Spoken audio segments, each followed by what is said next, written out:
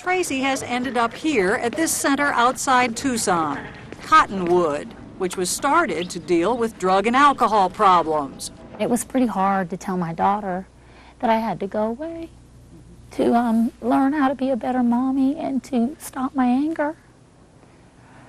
Cottonwood's been in operation for 16 years, but about a year ago, apparently sensing a need, it added anger management to its treatment program. Before you respond aggressively, hit the pause button and ask yourself, what is going on here? Cottonwood's intensive 4-week program includes a complete medical evaluation and lots of therapy. Where does anger come from? Like this anger management group led by Brian Walker. Rage is much like alcoholism. There is a payoff to it. People get their way. There is also a payoff in terms of their discharge of physical and emotional energy. So when I get angry, if I fly into a rage, then not only do I sort of feel better, but I can get you to do what I want. Exactly. Yes. You have taken too much from me. No more. Patients can act out those old habits in psychodrama. Everybody has a blindfold on? They play childlike games to learn to deal with frustration. I need to ask for help to get out. But the make or break moment for Tracy will come in a few days when Jim comes to Cottonwood for a face-to-face encounter. I'm going to sit in front of him and say, this is what I'm going to do for my recovery.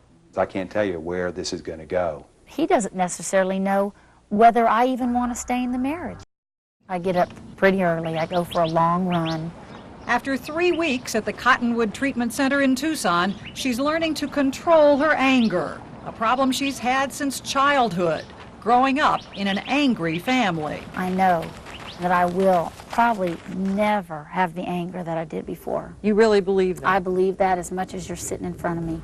That anger threatens to destroy her 13-year marriage. He hates the anger, and he should. Back home in San Antonio, All right, Chris, over here. her husband Jim already has started divorce proceedings. I know that I don't deserve that treatment, and nobody does. Cottonwood may be the couple's last chance. That's my only hope, because beyond that, I don't know what will work. Jim is about to leave the kids to join Tracy at the center. It's kind of weird seeing each other, isn't it? Yeah.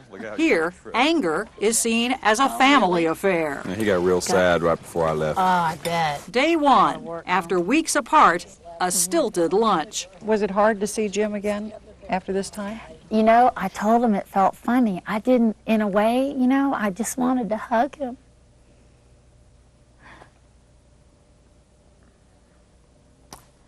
Because, you know, I know what's there. Okay, Mom and Dad are going to do some tricks for us. Do you still love him? I still love him. You think he still loves you? I think Jim still loves me, yes. That love is about to be tested in a face-to-face, sometimes brutal session. This is the major way that we do therapeutic communication with patients and family members. Jim and Tracy will air their innermost grievances and goals before family and other patients. Therapist Peter Biava. It's about saying, look, these are my perceptions, these are my thoughts, these are my feelings, and I want you to honestly know how this stuff has affected me. That's the whole idea. That night, back at the hotel, Are these all complaints?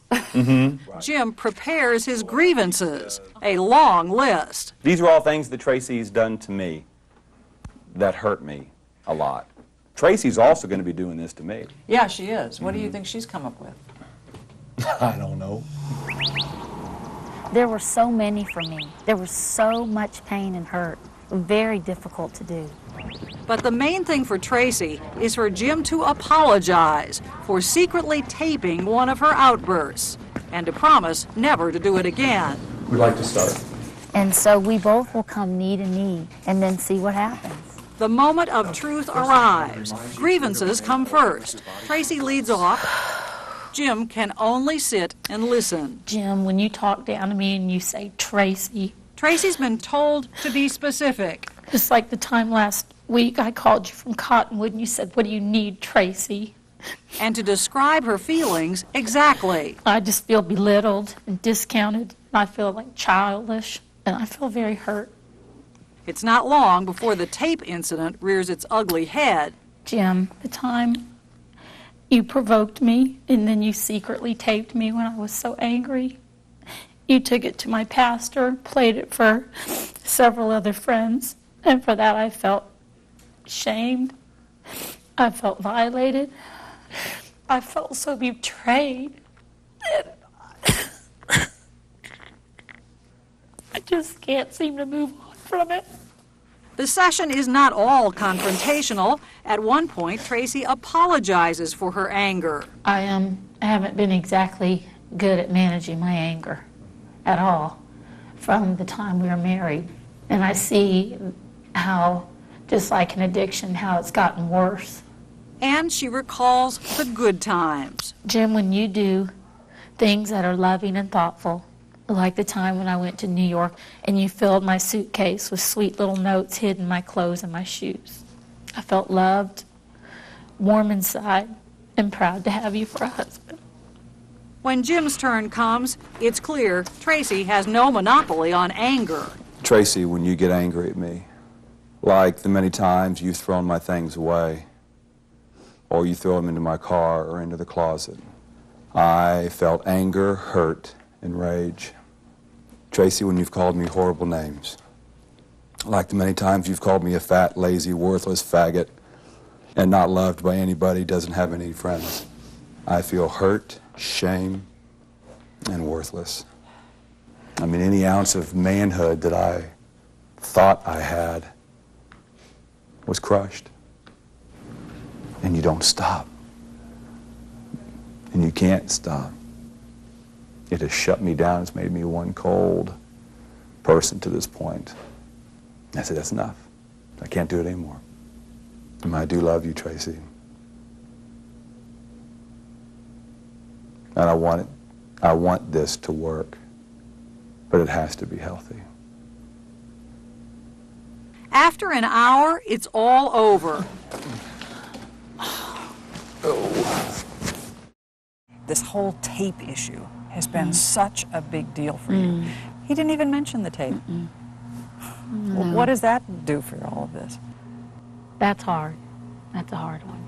I had really hoped that I would hear that that I won't do that again, or that I'm sorry. I am sorry that I took it to friends. I'm sorry that I did that. That was wrong. But in my heart of hearts, I still know why I did it, and it was because she was out of control with her anger. Do you believe Tracy when she says, I am doing everything I possibly can to change and control this? I have to. For there to be any hope, I have to believe her.